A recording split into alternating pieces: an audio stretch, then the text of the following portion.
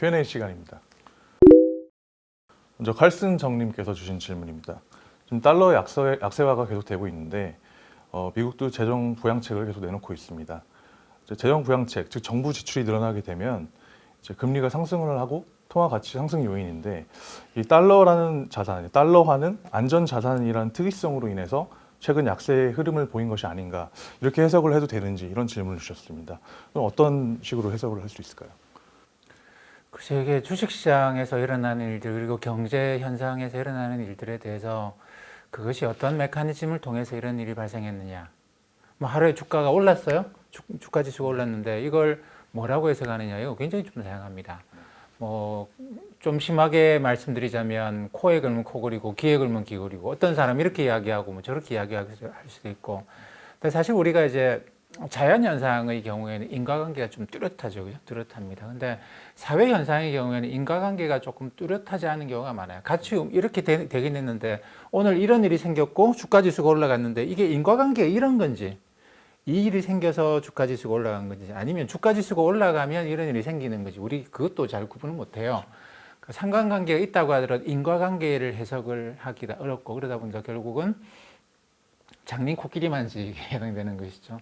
뭐 제가 해석하는 것도 마찬가지입니다. 제가 해석하는 것도 마찬가지인데 가령 이제 최근에 달러 문제에 대해서 칼슨 정님께서는 이게 경제가 미국이 부양책을 쓰고 그래가지고 글로벌 경제가 좋아진다고 해석을 한다면 안전자산인 달러와 값어치가 떨어지는 게 맞다고 볼 수 있지 않겠는가. 그래서 굉장히 좋아진다라는 그런 관점에서 볼 필요가 있지 않겠는가 이렇게 해석을 하셨고요. 그래서 이게 그 달러 값이 떨어지는 게 글로벌 경제가 좋아진다는 뜻으로 한번 해석을 해보자. 그렇게 보면 안 되느냐. 안전자산이라는 관점에서 이렇게 하셨는데 저는 최근에 계속 말씀드린 게 그 글로벌 경제라는 관점에서 보지 말고 달러를 돈이라는 관점에서 보자. 돈의 양이 늘어나면 그러니까 달러화가 유로나 엔화에 비해서 양이 많이 늘어나면 그러면 달러가 양이 많이 늘어났으니까 약세로 가는 거 아니겠는가. 그래서 좀 실물 경제 이런 관점에서 아니고 금융을 돈이라는 관점에서 좀 해석을 해보자. 뭐 이렇게 말씀을 드렸어요. 그 부분에서 질문을 주신 것 같은데 근데 뭐 이것도 마찬가지입니다. 이것도 상관관계나 인과관계가 뚜렷하진 않아요. 그렇기 때문에 우리가 정해진 건 없고 그때그때 상황에 따라서 이렇게 해석하는 게 적합할지 저렇게 해석하는 게 적합할지 저도 굉장히 많은 각도로 고민을 해보거든요. 근데 안전자산으로서 달러와 이런 식으로 해석을 안 하는 이유는 그렇게 해석하기에는 설명 안 되는 현상들이 너무 많습니다. 일단 달러화를 안전자산이라고 볼 수 있느냐의 문제가 있어요. 달러화가 안전자산이냐.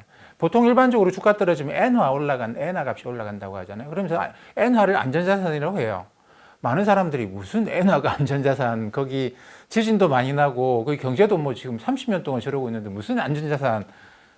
그러니까 이 안전자산이라고 하는 걸 그냥 사람들은 일반적으로 그냥 막 쓰는데 이 안전자산이라고 할 때 영어식의 표현은 이게 뭐 너무나 안전하다 이런 뜻이 아니에요. 태풍이 불면 잠깐 피하는 항구 같은 개념입니다. 미국이라는 게 그런 개념은 아니죠. 그래서 보통 달러를 어떤 경우에 안전자산으로 쓰기도 하는데 사실 우리가 이제 그런 의미 쓸 때는 조금 애매해요. 달러가 안전자산이라고 하기에는. 그리고 이제 이렇게 해석을 하려고 그러면 글로벌 경제가 좋아져야 되는 것이고 그러면 최근에 이 유럽이나 일본이나 다른 나라의 주가들도 신흥국가의 주가들도 올라가고 있고 이래야지만 달러 약세가 설명이 되거든요. 근데 유럽은 상황이 갈수록 안 좋아지고 있어요. 계속 안 좋아지고 있습니다. 근데 이런 상황에서 달러가 약세로 가면서 여기는 좋아질 거야 라고 하면서 계속 달러가 약세로 간다? 설명하기 좀 어렵습니다. 달러 약세를 사람들이 야 이제 세상이 좋아지는가 보다 이제 달러를 버리고 딴 통화를 막 투자를 하자 이렇게 해석을 하려고 그러면 다른 나라 주가가 지금 저러면 안 되죠. 저러면 안 됩니다. 그렇기 때문에 안전자산으로서 야 이제 세상이 좋아졌고 바이러스 문제도 어느 정도는 뭐 좀 더 남긴 했지만 뭐 되고 이제 앞으로 경제는 좋아질 일이 남았고 그렇게 해석하게 되면 유럽 주가가 저러면 안 된다라는 거죠. 달러가 떨어지는 건 해석을 할 수 있는데 유럽 주가가 저러면 안 되고 신흥국들이 저러면 안 되는 그런 문제가 있습니다. 그래서 이제 안전자산으로서 해석하기는 좀 어렵고 근데 저도 이제 환율에 대해서 굉장히 오랫동안 공부를 해왔는데 미국 달러는 기본적으로 미국이 긴축을 하느냐, 미국이 완화 정책을 쓰느냐에서 결정된다고 보시면 됩니다. 그 이전에 미국 이전에 이제 영국이 세계의 패권 국가였죠. 그러니까 정확하게는 영국이 그 나폴레옹 전쟁이 끝나고 난 다음에 그러니까 나폴레옹 전쟁이 끝난 게 1815년인가 뭐 그렇죠.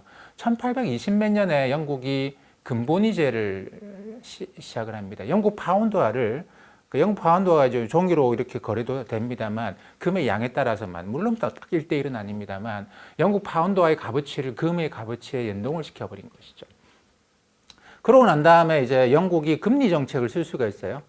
사람들이 금을 가질 것이냐, 파운드 화폐를 가질 것이냐 이걸 선택을 하는데 금은 이자를 안 주고 파운드화는 이자를 주는 거죠. 근데 사람들이 아유 이거 언제 무너질지 모르는 거지. 뭐 저기 근본이 잔다고 했지만 이 파운드화가 언제 무너질지 모르는데 금은 영국이 망해도 금은 있을 테니 훨씬 안전한 금을 가질 것이냐 파운드를 가질 것이냐 뭐 이런 문제가 직면을 합니다. 그래서 어떤 경우에는 영국이 안 될 것 같아 이러면 이제 뭐 영국 사람들이 금을 빼내는 거죠. 은행에서 금을 빼내고 파운드화가 줄어들고 그러면 이걸 지키기 위해서는 파운드화가 뭐 시중에서 사라지는 겁니다. 사람들이 금을 인출해 가버리면 금을 은행에 넣어놔야지 그만큼 파운드화가 이렇게 돌아다닐 수 있는데 근본위제에서는 사람들이 영국을 못 믿고 금을 빼버리면 파운드화가 줄어들면서 영국 경제가 무너지겠죠.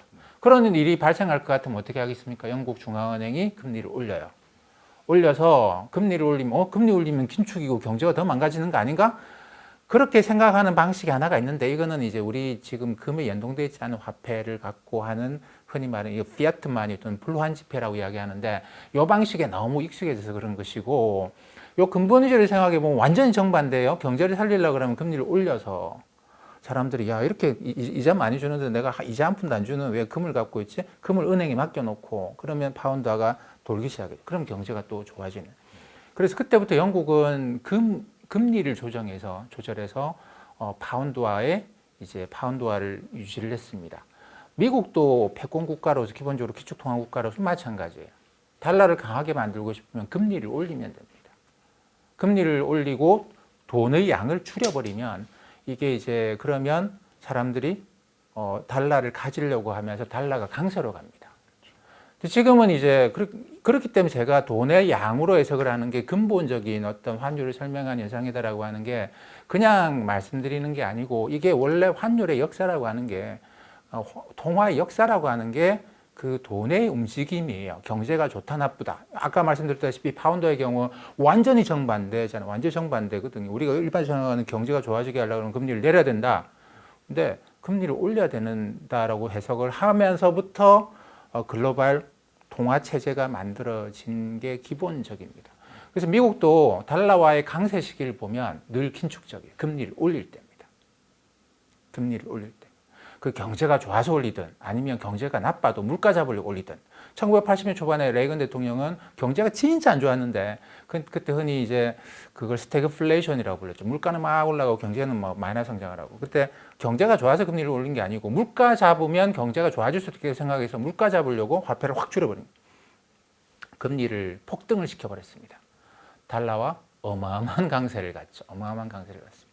그리고 이제 2000년 들어와서 부시 대통령 때 전쟁한다고 달러를 엄청 풀었죠. 달러 어마어마한 약세를 갔습니다. 미국 경제가 안 좋았다. 뭐 그렇게 해석할 수도 있는데 뭐 다른 나라는 썩 좋았나? 브릭스를 빼고 나면 썩 좋지는 않았거든요. 그 다음에 이제 2010년대 들어와서 또 마찬가지죠. 그러니까 미국이 2014년, 15년 이럴 때 달러 강세 어떻게 설명하느냐. 미국 경제가 좋아서 그렇다. 그렇게 생각 안 하고 미국이 금리를 올려서 그렇다라고. 다른 나라는 금리 못 올리고 있었는데 미국 혼자서 2015년, 16년 열심히 금리 올려서 달러 강세가 갔던 것이고 지금은 금리를 떨어뜨려 놓고 여기서 더 완화 정책을 계속하겠다고 하고 재정을 풀어서라도 계속 완화 정책을 하겠다고 하니 그러면 돈의 양이 늘어나고 거기다가 연준은 금리 안 올리겠대요. 미국 달러는 기축통화입니다. 기축통화입니다. 여기서부터 출발을 해야 되는 것이고 안전자산 이거는 곳곳에 뭐 스위스 프랑도 우리가 안전자산을 부르고 일본 엔화도 안전자산을 불러요. 기축통화의 움직임을 그런 식으로 사람들이 뭔가 불안하다 이제는 안전하다 이런 식의 움직임으로 기축통화를 설명하기에는 그거는 제가 볼 때 너무 좀 작은 설명이고 기축통화는 훨씬 더 큰 설명을 해야 되는데 이거는 기축통화 국가에 얘들이 긴축 정책을 쓰느냐 완화 정책을 쓰느냐 돈을 마구 풀어대느냐 아니면 돈을 긴축적으로 가져가면서 자기 커런 통화의 값어치를 올리려고 하느냐 뭐 자기가 돈이 필요하냐 안 그러면 뭐 이런 식으로 생각을 하는 게 저는 그게 기본이라고 보는 것이죠. 그러면 이제 또 미국은 달러 약세화를 계속 이제 달러 약세화를 이어가고 있는데 이제 위안화는 반대로 이제 강세 기조를 좀 보이고 있습니다. 뭐 원화도 뭐 동전 현상을 보이고 있는데 이 위안화가 강세를 보이는 이유 이건 뭐 어떤 이유를 들 수 있을까요? 그럼 중국이 지금 제가 볼 때는 사실 중국은 중국 위안화를 중국 정부가 좀 관리하거든요. 관리하는데 그러다 보니까 특히 2014년, 15년, 16년 이럴 때는 우리가 미국과 중국 사이 환율 전쟁이라는 이야기를 했습니다. 미국은 계속 중국한테 뭐라고 하느냐면 너희가 환율 조작하는 것 같다. 이런 식으로 나오면 환율 조작국으로 지정해서 불이익을 주겠다. 뭐 이렇게 계속 압박을 했고. 그러니까 뭐 중국 사람들이 열심히 일해서 무역 흑자를 누리고 이런 것도 있지만 인위적으로 중국 위안화의 값을 낮게 만들어 저평가시켜서 수출을 많이 해서 그런 것도 있다. 그래서 계속 절상시켜라 뭐 이렇게 나왔는데 중국은 여기에 대해서 아니 우리는 그럴 생각이 없는데 우리 환율 조작 안 하는데라고 하면서 미국하고 이제 환율 전쟁이라고 일반적으로 표현하죠. 그 시기에는 중국 위안화는 다른 뭐 글로벌 달러의 움직임, 유로나 엔화의 움직임하고 완전히 다르게 움직였습니다. 그래서 상관계수를 그려보면 보통 이제 두 개가 똑같이 움직이면 1이 되잖아요. 뭐 무관하게 움직일수록 0에 가까워질 건데 그 2014년부터 16년까지는 달러하고 위안화 그려보면 상관계수가 거의 0에 근접해요. 그 정도로 완전히 뭐 다르게 반대로 다르게 움직이는. 지금은 글로벌 달러와 약세에 맞춰서 중국 위안화가 강세를 가고 있는 그런 상황입니다. 그러니까 글로벌 달러 약세랑 중국 위안화 강세랑 똑같은 현상인데 상관계수가 1에 근접할 정도로 올라가고 있습니다. 최근에. 그러니까 요거는 이제 중국 정부가 생각을 좀 바꿨다라는 관점에서 봐야 되는데 지난주에 시진핑 주석이 션전에 가서 이제 개혁 개방 이야기를 했죠. 제가 볼 때는 그렇습니다. 중국이 경상수 흑자가 많이 줄어들었어요. 달러화에 그러니까 여전히 달러화는 국제 거래에서 너무나 필요하죠. 그리고 중국 기업들이 성장하는데 달러가 많이 필요합니다. 이 달러를 필요로 하는데 경상수 흑자로 조달하는 수출로 조달할 수 있는 그런 길이 갈수록 약화돼감에 따라서 중국도 외국인 투자자들의 금융 투자 흔히 우리가 이제 포트폴리오 투자라고 많이 부르는데 주식이나 채권 같은 자금, 특히 지금은 채권 자금을 많이 중국 내로 이제 유치하기 위해서 노력을 하고 있는 중입니다. 그러면서 뭐 영국의 푸찌 지수는 채권 지수에다가 중국을 넣었죠. 뭐 조만간에 이제 그 뭐 미국의 JP 모간이나 시티 이쪽에서 갖고 있는 채권 지수가 전 세계에서 많이 쓰이는 지수인데 여기도 이제 중국 채권을 넣을 거예요. 그러니까 그런 식으로 하는데 이제 투자자들이 그러는 것이죠. 중국 정부의 환율 움직임이 좀 너무 불투명한 거 아니냐, 뭐 이런 이제 불만들을 많이 제기해 왔고 그런 그 불만들에 대해서 이제 그런 오해를 불식시키겠다라는 차원에서 중국이 그러면 글로벌 달러화의 움직임하고 연동을 시키면 되겠냐? 뭐 이런 차원인 것 같아요. 그래서 우리가 뭐 환율 조작 안 하니까 당신네들이 중국에 투자하는 거 가지고 그렇게 뭐 거기에 대해서 그렇게 우려할 필요가 없다라고 하는 걸 선제적으로 보여주고 있는 그런 차원에서 글로벌 투자자들에 대한 믿음을 강화시켜 나가기 위해서 지금은 그 달러화의 움직임에 중국 위안화를 좀 많이 연동시켜 놓고 있고 거기다가 좀 더 강하게 중국 위안화의 절상까지도 조금 시키고 있는 그런 것 같습니다. 네. 그럼 이 달러 약세, 원화 강세의 기조는 어느 정도나 유지될 거라고 보시나요? 그래서 일단 이게 중국 정부가 중국 같은 경우에는 워낙 큰 나라고 그다음에 이제 뭐 그 시스템 자체가 미국과 같은 보이지 않는 손 이런 시스템이 아니거든요. 그렇기 때문에 보이는 손이라고 하는 게 작동을 한다. 그래서 중국을 볼 때 가장 중요한 게 세 가지가 있다고 이야기를 하는데 첫 번째가 팔러시, 정부의 정책. 두 번째가 팔러시. 세 번째도 팔러시라고 이야기를 합니다. 그렇기 때문에 이게 이제 시스템이 미국하고는 다르기 때문이에요. 보이지 않는 손이 아니고 보이는 손이 작동하는 시스템이라고 봐야 되거든요. 그렇게 본다고 한다면 우리가 이거 언제까지라고 판단하기는 좀 어렵고 사실 중국 정책 중국 정부가 정책적으로 어떤 메시지를 보낼 겁니다. 근데 최근에 보낸 메시지는 위안화의 절상 속도가 너무 빠르다라는 정도. 그래서 위안화의 공매도를 조금 더, 그러니까 선물한 매도를 조금 더 이제 쉽게 할 수 있도록 해주는 그 정도인데, 그게 더 이상 위안화 절상을 원하지 않는다라는 그런 시그널은 전혀 아니에요. 그래서 그 중국의 경우에는 정책의 시그널을 잃는 노력을 해야 되고, 미국을 보는 것과 또는 한국을 보는 것과 같은 눈으로 바라봐서는 좀 곤란합니다. 그래서 저도 그걸 봐요. 그러니까 연말쯤에 중국 정부가 어떤 정책적인 방향을 이야기할까, 그걸 좀 지켜볼 생각입니다. 네, 두 번째 질문도 이제 첫 번째 질문하고 좀 이어지는 내용이긴 한데, 뭐 최근 중국이 이제 코로나 극복을 한 후에 글로벌하게 나홀로 성장세를 보이고 있는데, 뭐 중국의 부동산 버블이나 정보의 제한성 등으로 인해서 투자하기가 좀 꺼려진다고 하십니다. 근데 상무님의 의견은 어떠신지, 중국 투자에 대한 관점 이런 거에 대해서 좀 말씀해 주시면 좋을 것 같습니다. 제가 올해 초에 그 바이러스가 확산되기 전에 중국을 다녀왔어요. 저기 집안 일 때문에 다녀왔는데, 그 중국의 뭐 대도시를 간 게 아니고 중국의 그냥 지방의 소도시를 갔습니다. 그러니까 가는 과정에서 우리가 보통 국내에서도 기차 타고 가다 보면 우리 시골 마을들 옆에 쭉 많이 있잖아요. 그런 걸 쭉 보고, 뭐 밤에도 가면서 왜 불이 안 켜져 있지 이런 것 뭐 많이 봤습니다. 많이 보고 많은 생각을 했어요. 그러니까 중국을 볼 때 이게 부동산 문제라고 하는 게 가장 크겠구나라고 하는 건 새삼 절감을 했습니다.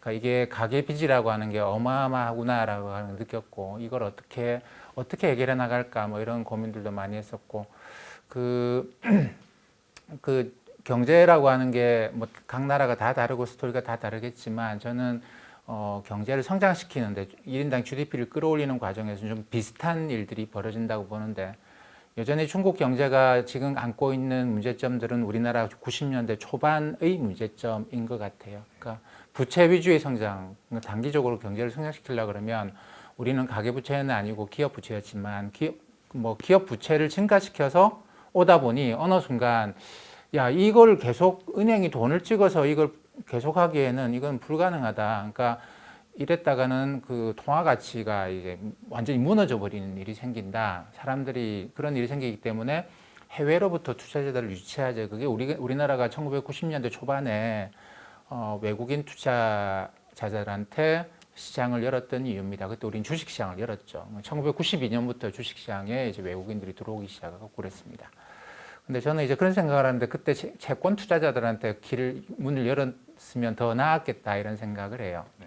왜냐하면 이게 그 부채에 대해서, 기업 부채에 대해서 외국인들은 훨씬 더 신랄하게 접근을 했을 거고, 근데 주식시장에만 외국인들이 들어오면서부터 우리나라에 대한 평가가 좀 제대로 안 된 면이 있다라고 생각을 하는데, 중국이 채권시장 개방하는 건 저는 상당히 좀 좋은 신호라고 봐요. 다만 이미 이제 중국의 경우에도 이게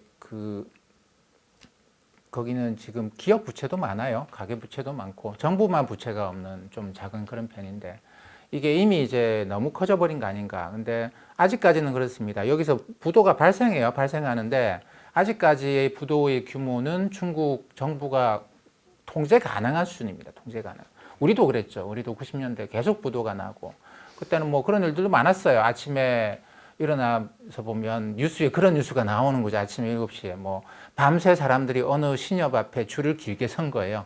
신협은 셔터문 내려놓고 있는데 카메라가 이제 조명 비춰가면서 사람들 찍는데, 이게 부도 났다고, 조그마한 금융기관이 부도 났다 그래가지고 사람들이 빨리 돈 찾으려고 막 줄 서고 이러는 거였는데, 그게 90년대 계속 빈번하게 발생했던 일입니다. 그러니까 조그마한 부도가 계속 발생을 하는 그런 거였는데, 지금 중국도 크게 다르지 않은 상황인 것 같아요. 그렇기 때문에 이것 가지고 이제 문제가 발생한다고 보기는 어렵습니다. 그러니까 결국은 이제 금융위기나 이런 우리가 다들 걱정하는 건 그런 거 아니겠습니까? 성장 단계에서 어느 단계에선가는 그런 부채로 인한 총체적인 위기 국면이 한번 올 수 있지 않겠는가 이런 건데, 그거는 신호가 여러 군데서 나와요. 국가가 통제력을 상실했다라는 그런 일이 생기거든요. 그 국가가 통제력을 갖고 있으면 그런 일이 생기지는 않죠. 근데 그러기 위해서는 이게 어느 나라든 그렇습니다만, 경제 위기는 정치 위기에서 시작을 합니다. 당시 우리나라의 경우에도 그렇고 그러니까 국가가 통제력을 상실하는 그런 상황에 들어가게 되면 그동안의 이 부채 문제가 한꺼번에 폭발하는 그런 건데 그렇지 않다고 한다면 이제 계속 끌고 가면서 시간을 끌고 가고 경제를 성장시켜 가면서 문제를 조금씩 해결해 나가는 그런 일들이 있죠. 우리나라의 경우에도 뭐 1980년대에도 이미 벌써 망했었거든요. 근데 그때는 넘어갔던 게 뭐 그 정치적으로 어떻게 보면 좀 그 정부가 통제력을 행사할 수 있는 그런 힘이 있었고, 근데 이게 어느 정도 개방이 가속화되고 하다 보니까 더 이상 정부가 컨트롤하지 못하는 그런 단계로 들어가요. 그래서 중국에 대한 투자 이거는 그 한 번에 무너지지 않을까 이렇게 고민하시는 분들이 있는데 제가 볼 때는 그런 신호는 아직은 없습니다. 그런 신호는 없고 물론 갖고 있는 여러 가지 환경이 언제인지 모르겠지만 그런 일이 생길 수 있다 이런 걱정을 하게 되는데 이거는 사실 시스템 차이 때문이기도 해요. 미국과 같은 시스템은 한 번에 무너지지도 않거든요. 왜냐하면 얘 원래 다 따로 놉니다. 서로 따로 놀기 때문에 한꺼번에 무너질 수가 없어요. 이게 어떻게 보면 자유민주주의의 강점이자 약점인데 서로 따로따로 노니까 어떻게 다 한꺼번에 무너집니까? 얘는 잘 되고 얘는 안 되고 양극화는 많이 생기겠죠. 그게 이제 어떻게 보면 강점이기도 하고 그러다 보니까 제대로 이제 확 성장하기는 어렵죠. 그게 단점이기도 하고. 근데 이게 서로 간에 각 조직들이, 각 단위들이 유기적으로 연결돼서 또는 하나의 어떤 권력에 의해서 다 움직인다고 보면 보이지 않는 손이 아니고 보이는 손에 의해서 이 모든 시스템이 돌아간다고 생각을 하면 성장성은 확고하죠. 그래서 이번에도 IMF 전망치를 보면 2019년부터 올해 바이러스가 발생하면서 이제 확산되면서 경제가 모든 나라가 마이너스 성장을 많이 겪었는데 중국 포함 몇 개 빼고 나면 내년까지, 그러니까 올해하고 내년까지 2년 동안 글로벌 경제가 GDP가 증가하는 게 있을 거잖아요. 증가하는 것의 70% 이상은 중국에서 나온다고 합니다. 그 정도인데, 그러니까 이게 뭐 미국 이런 나라들은 줄었다가 내년 가봤자 그것도 회복을 못 해요. 근데 중국은 올해도 안 줄고 내년은 더 늘어나니까 전체 세계 GDP 증가의 70% 이상을 중국이 차지한다 이런 이야기를 하는데 어떻게 가능하겠습니까? 그거는 이제 시스템이 다르기 때문에 그렇다고 봅니다. 그렇기 때문에 이거는 이 시스템은 여기가 무너지면 한꺼번에 다 무너지는 그런 문제가 있어요. 모든 시스템은 장점과 단점이 있는데 그런 관점에서 보면 미국을 보는 눈으로 중국을 보면 안 되고 중국을 볼 때는 이 시스템의 안정성이 무너질 수 있겠는가라고 하는 관점에서 보는 게 좋지 늘 저런 불안한데 부채가 너무 많은데 이렇게 보는 거는 중국을 제대로 보는 거는 아니라고 생각합니다. 네, 오늘도 말씀 잘 들었습니다. 좋은 말씀 감사드립니다. 네, 감사합니다.